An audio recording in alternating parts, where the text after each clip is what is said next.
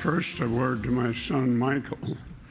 Michael, I noticed your comment about my age that I found a little provocative, and I would like to remind you that my last will and testament is still in draft form. I want to thank Juan for his thought-provoking presentation. Juan, you vividly demonstrate why investment in the future is so important, and therefore why we must solve this long-term debt problem soon. I take issue with one part, Juan, of your presentation. You referred to me as a modern-day Paul Revere, but I knew Paul very well. And I consider myself far more humble and far better looking than he was. Furthermore, I prefer to think of Paul as an 18th century Pete Peterson. Over the many years I've been thinking about fiscal issues, I've been called many names. By the way, who is this Cassandra person anyway? More recently, I've been called a deficit scold. Well, that may be half right. I probably am a scold, but not a deficit scold, a long-term debt scold, because it is our unsustainable long-term debt that I consider a primary, indeed a transcendent threat to our country's future. When I think of the word unsustainable, I think of Herm Stein, who once said, if something is unsustainable, it tends to stop. Or he said, if you don't like that one, if your horse dies, I suggest you dismount. We have been riding this long-term debt horse too long. I sometimes ask myself, am I more or less alone in seeing this as an unsustainable and transcendent threat? According to a recent opinion survey from our foundation, I can certainly say I am not alone. A stunning 83% of Americans said that addressing long-term debt should be one of our top priorities in Washington.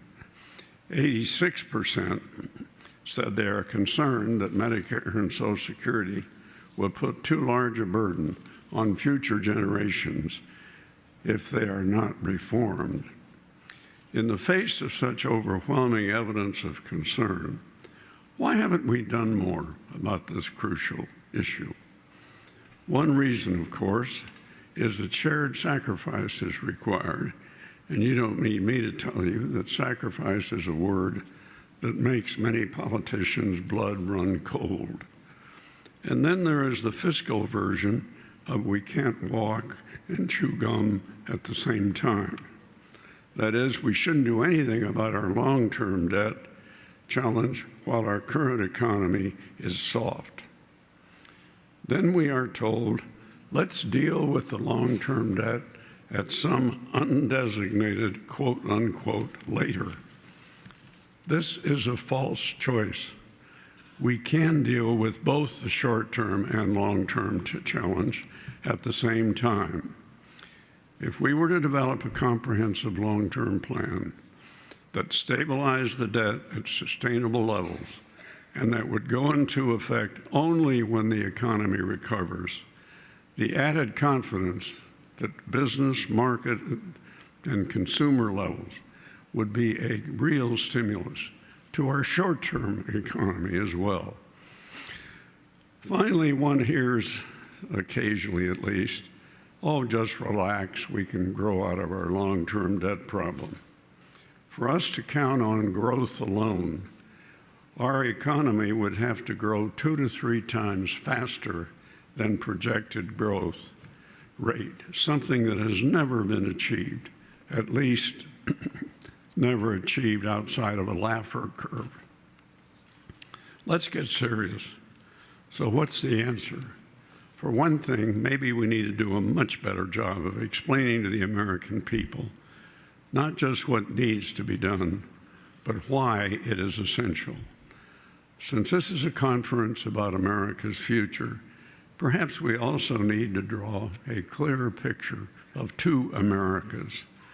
One America is similar to the one Juan has just described, an America in which we face up to our long-term debt and therefore have the resources to invest, innovate, and grow the economy. The other America is one in which we continue to do nothing about our long-term debt. What would a do-nothing America look like? I see a less prosperous America and one confronted with the risks of two kinds of crises. First, a market crisis brought at some point about the market losing confidence after a series of new short-term debacles, like the super committee, the debt limits, the sequestrations, and on and on. Today, the world wants to hold our debt. That could change dramatically, increasing interest costs. No one can predict when such a market crisis might hit, but clearly it is a risk we should not be taking. There is a second kind of crisis that is much easier to predict, a longer-term growth crisis that the do-nothing approach encourages by crowding out protective investment with unprecedented federal borrowing and interest costs that bias nothing and, of course, are about the past, not about the future.